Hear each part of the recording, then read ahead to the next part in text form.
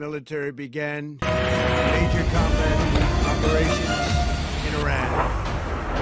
Our objective is to defend the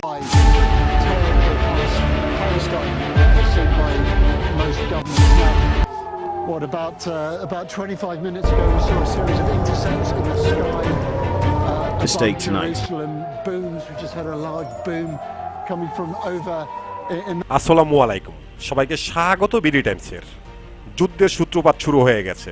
Israel এবং যুক্তরাষ্ট্র একাত্রিত হয়ে ইরানের উপরে হামলা চালিয়েছে। শুরু হয়ে গেছে ইরানেরও তাণ্ডব। ইসরায়েল, বাহরাইন, সংযুক্ত আরব আমিরাত সহকারে একাধিক যুক্তরাষ্ট্রের সামরিক ঘাঁটিতে রণক্ষেত্র শুরু করেছে ইরান।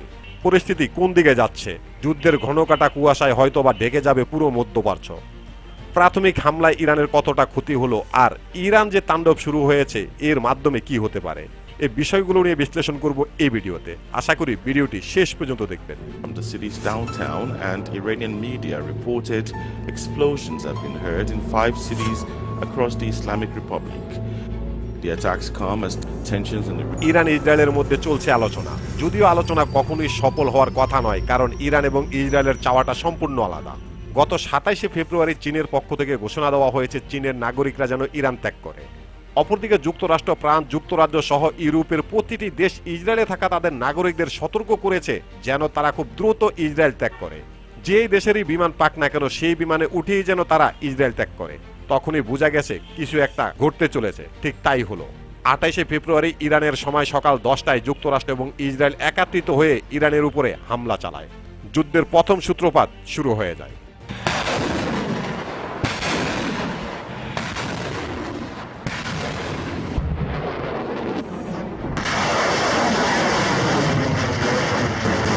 ইরানের রাজধানী তেহরানের পশ্চিম অঞ্চলে 2 দফা বিস্ফোরণের শব্দ শোনা গেছে। রাষ্ট্রীয় বার্তা সংস্থা ফ্রান্স নিউজ এজেন্সি জানিয়েছে ইউনিভার্সিটি স্টেট ও জমহুরি এলাকায় একাধিক ক্ষেপণাস্ত্র আঘাত এনেছে। টাইমস অব ইসরায়েল জানিয়েছে এই হামলায় ইসরায়েলের সঙ্গে যুক্তরাষ্ট্র সরাসরি অংশ নিয়েছে। মার্কিন এক কর্মকর্তার বরাতে গণমাধ্যমটি বলছে এটি ছিল 2 দেশের যৌথ অভিযান। পরে মার্কিন প্রেসিডেন্ট ডোনাল্ড ট্রাম্প তার ট্রুথ সোশ্যালে এক ভিডিও বার্তায় ইরানে হামলায় যুক্তরাষ্ট্রকে জড়িত থাকার কথা নিশ্চিত করেছে। তিনি বলেন তেহরানে পরিচালিত হামলায় যুক্তরাষ্ট্র সরাসরি জড়িত ছিল। তবে এই সমস্ত হামলায় কি পরিমাণ আহত কিংবা নিহত হয়েছে তা এখনো ইরানের পক্ষ থেকে ঘোষণা দেওয়া হয়নি। activities directly endanger the United States, our troops, our bases overseas, and our allies throughout the world.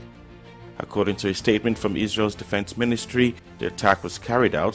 হামলার লক্ষ্যবস্তু হিসাবে তেহরানের একাধিক গুরুত্বপূর্ণ স্থাপনার কথা জানা গেছে। এর মধ্যে রয়েছে দেশটির গোয়েন্দা সংস্থার প্রধান কার্যালয়, প্রতিরক্ষা মন্ত্রণালয়, অটোমেটিক এজেন্সি অর্গানাইজেশন এবং একটি সেনা কমপ্লেক্স। সামরিক ও পারমাণবিক কর্মসূচির সঙ্গে সংশ্লিষ্ট এসব স্থাপনায় হামলাকে কৌশলগতভাবে গুরুত্বপূর্ণ হিসাবে দেখা হচ্ছে। কিন্তু ঘটনা এখানেই থেমে থাকেনি। ইরানও বসে থাকবে না, এটা যুক্তরাষ্ট্র ও ইসরায়েলও খুব ভালো করে জানে। ঠিক তেমনটাই হয়েছে। ইরানও প্রথম হামলা শুরু করেছে ইসরায়েলকে দিয়ে। পরপর একের পর এক ভয়ঙ্কর বিস্ফোরণে কেঁপে উঠছে ইসরায়েলের বেশ কিছু এলাকা।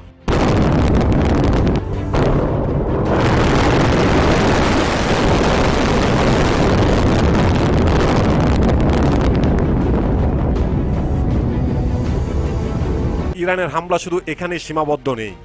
বাহরাইনের একটি মার্কিন নৌঘাঁটি লক্ষ্য করে মিসাইল হামলা চালানো হয়েছে। পরপর বিস্ফোরণে কেঁপে উঠেছে বাহরাইনের যুক্তরাষ্ট্রের নৌঘাঁটিটি। শুধু এখানেই শেষ নয়, ইরান একের পর এক হামলা চালিয়েছে সংযুক্ত আরব আমিরাতকে লক্ষ্য করে।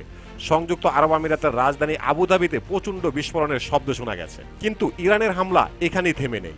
ইরানের হামলা থেকে বাঁচতে পারেনি কুয়েতে থাকা মার্কিন সামরিক ঘাঁটিতে পরপর হয়েছে হামলা। বিস্ফোরণে কেঁপে উঠেছে কুয়েতে থাকা একটি মার্কিন সামরিক ঘাঁটি। এই ঘটনার পরে দেশটিতে সতর্কতার সাইরেন বেজে উঠতে দেখা যায়। ধারণা করা হয় বাহরাইন, সংযুক্ত আরব আমিরাত এবং কুয়েতের সামরিক ঘাঁটি ব্যবহার করে যুক্তরাষ্ট্র ইরানের উপরে হামলা চালিয়েছে, যার কারণে ইসরায়েলের পাশাপাশি এই 3টি দেশকে টার্গেট করে ইরান তাদের হামলারও জবাব দিতে শুরু করেছে। পরিস্থিতি যেদিকেই যাক না কেন, নিশ্চিত করে বলা যায় ইরান ছেড়ে কথা বলবে না। তাই এখন দেখার বিষয় যুদ্ধটা কোন দিকে গড়ায়। প্রিয় দর্শক, পরবর্তী আপডেট নিয়ে আপনাদের সামনে হাজির হব। আজকের মতো এখানেই শেষ করছি। আল্লাহ হাফেজ।